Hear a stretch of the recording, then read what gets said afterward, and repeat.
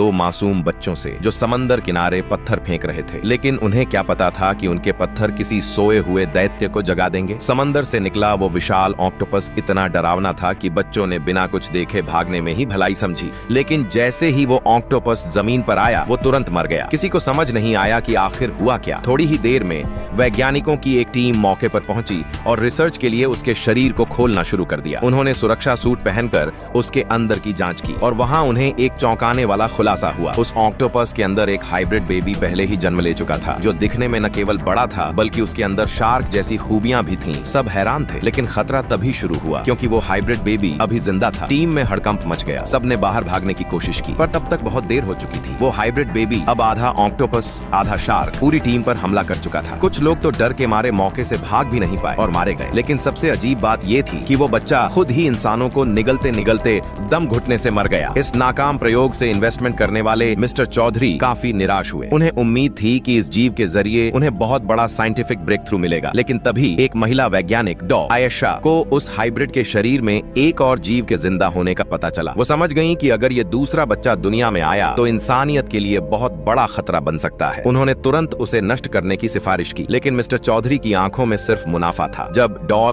आयशा ने प्रोजेक्ट से हटने का फैसला किया तो उन्होंने उसे अगवा करवा लिया और उसके बेटे की जान का हवाला देकर धमकाया। डॉ आयशा को मजबूरन मानना पड़ा। उन्होंने सोचा कि जैसे ही हाइब्रिड के दिमाग का एक्सट्रैक्शन पूरा होगा वो तुरंत उसे यूथेनेसिया इंजेक्शन देकर खत्म कर देंगी। लेकिन उन्हें नहीं पता था कि मिस्टर चौधरी पहले ही सारे एक्सपेरिमेंट्स में छेड़छाड़ कर चुके थे। जैसे ही उन्होंने प्रक्रिया रोकने की कोशिश की, वो हाइब्रिड अचानक हमला कर देता है। उसके खून में मौजूद सेल्स इतनी तेजी से बढ़ते हैं कि किसी के भी कंट्रोल में नहीं आता। डॉ आयशा चौंक गई। ये क्या हो रहा है? तुम लोगों ने मुझसे क्या छिपाया? एक असिस्टेंट डरते डरते बोला। चौधरी सर ने मना किया था बताने से। उन्होंने कहा था रिसर्च फास्ट ट्रैक पर ले जानी है। डॉ आयशा तब समझी कि जो इंजेक्शन उसे दिए जा रहे थे वो असली सेफ्टी ड्रग्स नहीं थे, बल्कि एक धोखा था। इधर हाइब्रिड तेजी से ग्रो करने लगा। उसके पोषण टैंक में ही वह इतना बड़ा हो गया कि एक असिस्टेंट का हाथ तक फंस गया। डॉ आयशा दौड़कर पहुंची और बाकी स्टाफ के साथ मिलकर उसे बाहर निकाला, लेकिन तब तक देर हो चुकी थी। वो हाइब्रिड टैंक को तोड़ चुका था और सभी की जान पर बन आई थी। लोग भागने लगे, बट कुछ तो भाग भी नहीं पाए। 2 असिस्टेंट्स वहीं मारे गए। डॉ आयशा किसी तरह खुद को कमरे में बंद करने में कामयाब हो गईं और उसे डीप फ्रीज करने की कोशिश की, पर कुछ मिनट बाद जो हुआ उसने सबको हैरान कर दिया। ठंड के बजाय उस हाइब्रिड की शक्तियां और ज्यादा बढ़ गईं। उसका सेकंड फॉर्म देखकर खुद